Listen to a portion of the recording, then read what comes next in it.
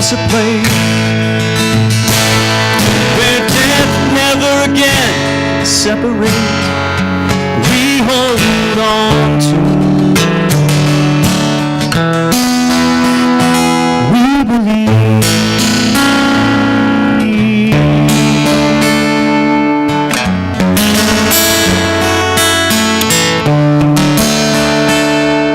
I know they're in a better place, no sickness, no sadness, no pain.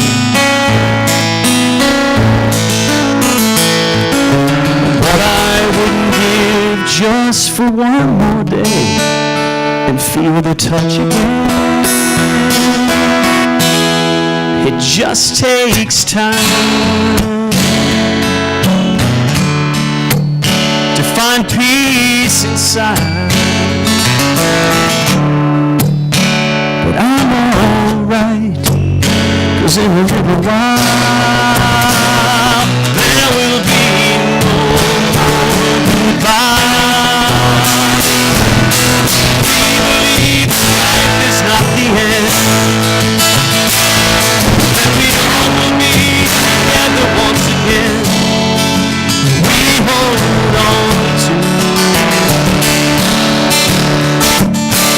and we find strength in this belief. We believe God has for us a place where death never again can separate. We hold on to. We believe. I hold on to. We believe.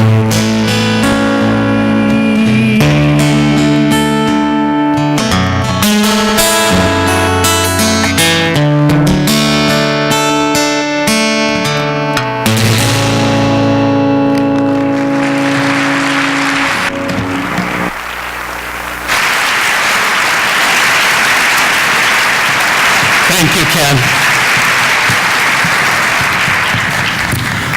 When Bill was working for Senator Charles Percy in 1981, his office put together a few song parodies for a congressional Christmas party.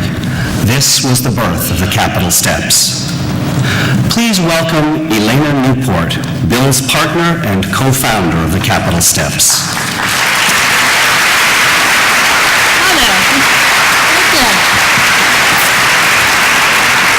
As you just heard, I met Bill in 1981 when I was interviewing for a job with Senator Percy, and believe me, it was not a normal job interview. Because although he was somewhat interested in my qualifications for the job, he mostly wanted to know what position I would take on the office softball teams. So at the time, it was the Subcommittee on Energy, Nuclear Proliferation, and Government Processes. Now that might sound boring, but the way Bill liked to put on hearings, it was more like show business. I mean, you can have a government witness and that might be boring, but if you call them a surprise witness and you put them in a hood with a voice scrambler and all that, then the press would show up. So I guess it wasn't too surprising that year when we were looking for entertainment for the office Christmas party, well, it wasn't your typical thrown together thing. Bill and his friend Chris Mannion had come up with some songs, and some of the songs were about things like ambassadorial nominations.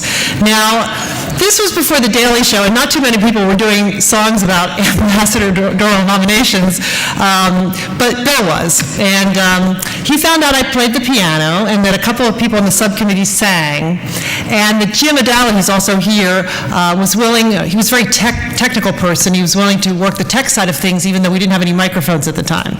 So we put on entertainment at that party, and the joke that we used for many, many years was that we had hoped to put on a traditional nativity play, but in all the Congress we couldn't find 3 wise men or a virgin. So we did that. And, it made for some odd days in the Senate because, even when working on the Hill, we would hear about events, and world events, and we wouldn't think, is this good for the country or bad for the country? We would think, okay, is it funny and what rhymes with it? So, and in fact, I remember a day in 1984 when Yuri Andropov, Russian President Yuri Andropov died, and Bill was running around the office going, "Oh no, oh no, oh no, what rhymes with Chernenko?" So today we'd like to do a couple songs from issues that were very near and dear to Bill's heart. For those of you who knew him well, you know he was always railing about the federal deficit. And big entitlement programs. So we wrote a song about that. Now I know it's hard to make a song about entitlements funny, but this was one of Bill's favorite songs. And here to sing it is some members of the Capitol Steps, Ann Johnson, Brad Van Grack, and Jamie Zimmerell, with Lenny Williams on the piano. We, who are old and gray, will make you pay. We think it's nifty, AARP. We'll hit you hard, you'll get your card when you turn 50.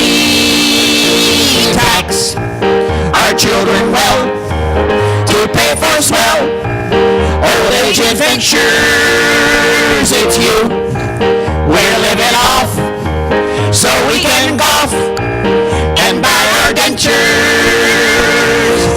Politicians who ask why we pulverize and fry while we bleed you yuppies dry. Because we love you. You hope all our dough will someday go to all you yuppies, but it won't go to you. We'll leave it to our cats and puppies. Treat your elders fair. Cut Medicare. You must be joking if you think we'll get the same when you're old and lame. What are you smoking? If you think that you'll receive what we do, you're naive, and you yuppies must believe in the toothless fairy.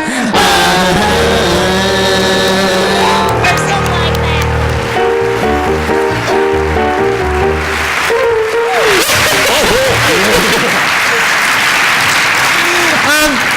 Part of the subcommittee's name was nuclear proliferation, so we had to have a song about that, of course. And in recent years, Bill was very fond of saying that the reason that they never found weapons of mass destruction in Iraq is that we had taken care of that way back in the 1980s. So to sing a song about nuclear weapons, we have Richard Paul, Barry Beard, Janet Gordon, and Dolores Williams.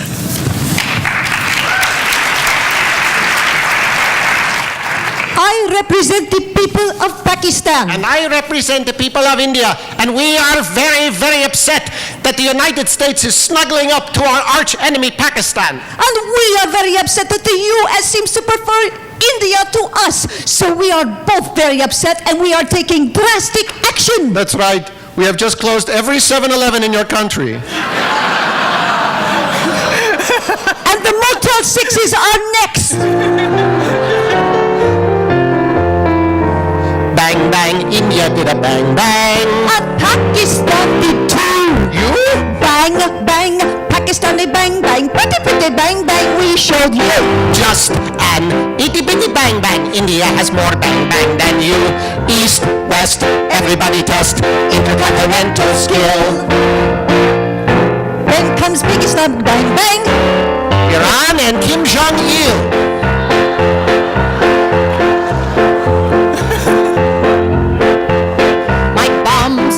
Switching them, my fingers ain't twitching them, and I really itch for World War III. My Chinese ICBM can reach any one of them. Their missiles can now reach DC. Which city, what city, LA or New York City, Hollywood is gonna blow. Batty, Kankakee, Cincinnati, New Jersey, who would know? smuggling some anthrax, put it in your backpack. Put it in the water in Ohio. Bang, bang, city, city, bang, bang is coming to your town. Will the Congress and the White House Be caught with their pants down. Bang!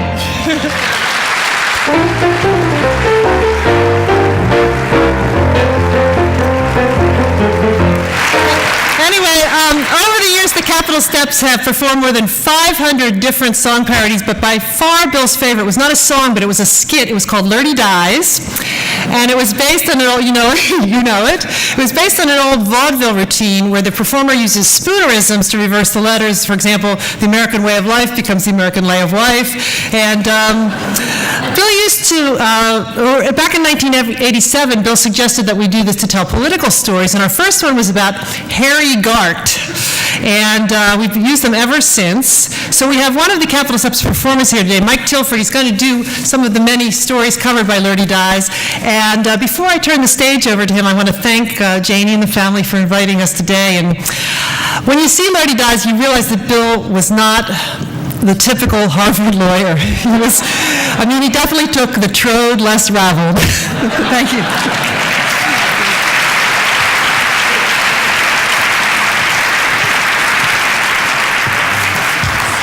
Well, ladies and gentlemen, back in '88, Bill Strauss began snaring audiences with a bit called Lurdy Dies, backward talking stories. The crowds were captivated. Ever since, it has been a mother lode of funny, so with apologies in advance, which I'll need. Ladies and gentlemen, please accept my friendly homage to the fascinating art of Bill Strauss.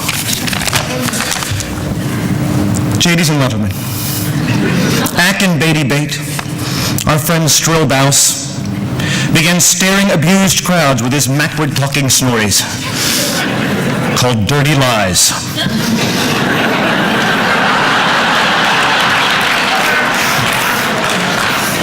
All right, that's an easy one. Crowds were captivated. Ever since, it has been a featherload of money. And so with apologies in advance, please accept my Hendley fromage to the ass-eating fart of Strauss.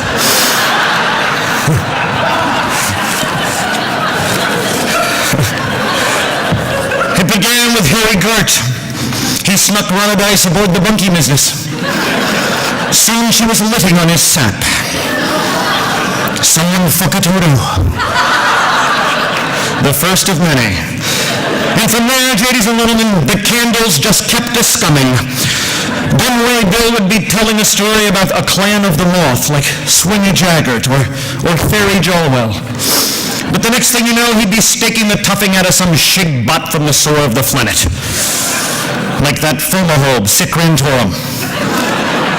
Or the entire Clenity Can, who, let's face it, are the gorniest eyes in the whiskery of the world. But it wasn't always editors. Sometimes it was sex editors. Or delicious melons like J.O. Hey, if it fitn't it, you must emit. There was that sad man, Madame, who may or may not have had weapons of asthma annihilation. But then we met the Heinies, and the kits kept humming. In fact, woo turds, Clell Benton. Ladies and gentlemen, come on. Wicks Lilly, his house Spillery, Jala Pones, Monica Lewinsky. For Strauss, Clell Benton wasn't just a gorny high, he was a lay of life.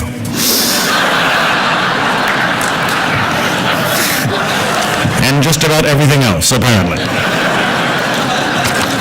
What could be wetter?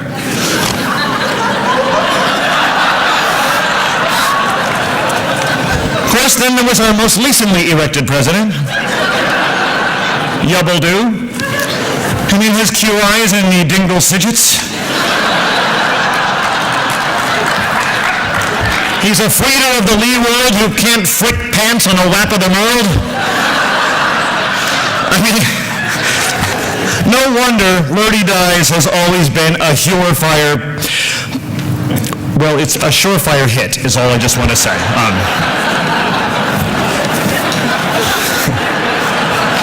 Some of them you gotta do yourselves.